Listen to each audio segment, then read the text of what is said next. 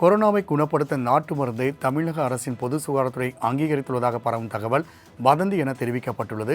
கூடுதல் விவரங்களை நமது செய்தியாளர் செலினா வழங்க கேட்கலாம். செலினா, கொரோனாவுக்கு நாட்டு மருந்து பரிந்துரைக்கப்படவில்லை என தமிழ்நாடு அரசு தெரிவித்துள்ளது.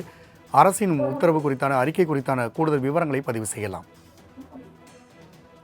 கொரோனாவிற்கு தமிழ்நாடு பொது சுகாதாரத்துறை சார்பாக எந்த ஒரு மருந்து மற்றும் தடுப்பூசிகளும் அங்கீகரிக்கவில்லை என்று தற்பொழுது பொது சுகாதாரத்துறை தெரிவித்திருக்கிறது. தவறான தகவல்களை பரப்பினால் கடும் நடவடிக்கை எடுக்கப்படும் என்றும் தெரிவிக்கப்பட்டிருக்கிறது.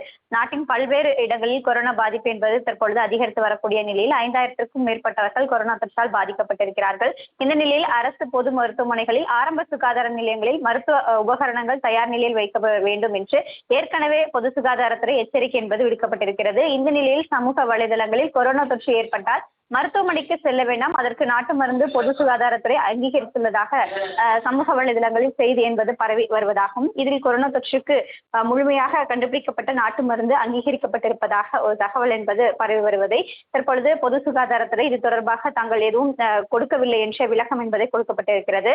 குறிப்பாக கடந்த 2018ஆம் ஆண்டுதான் கொரோனா பரவல் காரணமாக தமிழகத்தில் பல்வேறு இடங்களில் பாதிப்பு என்பது ஏற்பட்டிருந்ததாகவும், உலக சுகாதார நிறுவனம் சார்பில் இஞ்சி, தேன், மிளகு கொரோனாவுக்காக மருந்து என்ற அதிகாரப்பூர்வ அறிவிப்பு என்பது தற்போது வரையிலும் அறிவிக்கப்படவில்லை என்றும், இது தொடர்பாக தமிழக பொது சுகாதாரத்துறை சார்பிலும் எந்த ஒரு விளக்கமும் கொடுக்கவில்லை என்ற தகவலை தெரிவித்திருக்கிறது.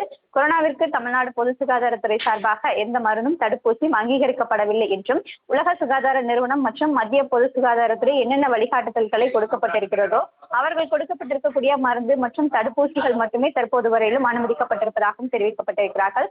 கொரோனாவை தடுக்கும் நாட்டு மருந்தை அரசு அங்கீகரிப்பதாக தகவல் என்பது பரவி வருவது தவறானது என்றும் பொது சுகாதாரத்துறை சார்பாக தற்பொழுது விளக்கம் என்பது கொடுக்கப்பட்டிருக்கிறது. தகவலுக்கு நன்றி செலினா.